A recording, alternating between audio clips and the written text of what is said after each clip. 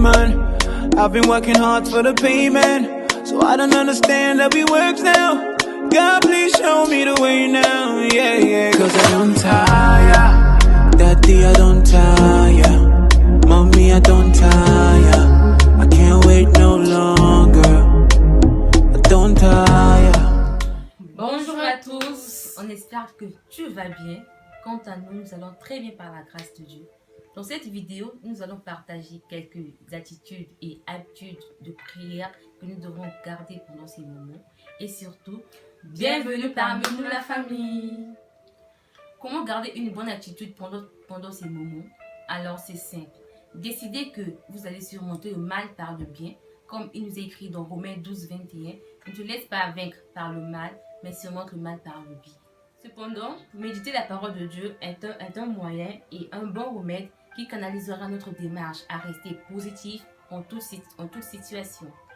Dieu veut que nous développions l'attitude que Christ décrit dans le livre de Matthieu 5, 9.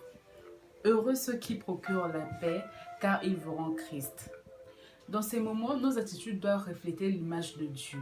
Passez plus de temps dans la prière, car Dieu peut nous parler. Nous ne pouvons plus nous réunir pour célébrer Christ. Mais sa parole nous est donnée chaque jour pour être en communion avec lui. Mais nous devons également développer des échanges fraternels, tourner les yeux vers le Seigneur, chanter et louer pour la gloire de Dieu, car il est bon. N'oublions pas que c'est par sa présence que nous développons l'attitude et de qualité. Étant enfants de Dieu, nous devons avoir des habitudes qui glorifient Dieu, comme nos habitudes, nos manières de penser et nos comportements. En nous, il y a des habitudes que nous avons acquises, mais nous devons nous efforcer à les combattre. En commençant par soi-même, même avant de dire que... Quand il nous arrive quelque chose de négatif, nous avons tendance à dire que Dieu ne nous aime pas et il nous abandonne. Arrêtons de dire cela, car ça attriste l'esprit de Dieu. Car la Bible nous dit dans Jérémie 29, 11 que l'Éternel connaît des projets qu'il a formés en vous, projets de paix et non de malheur, afin de vous donner un avenir et de l'espérance.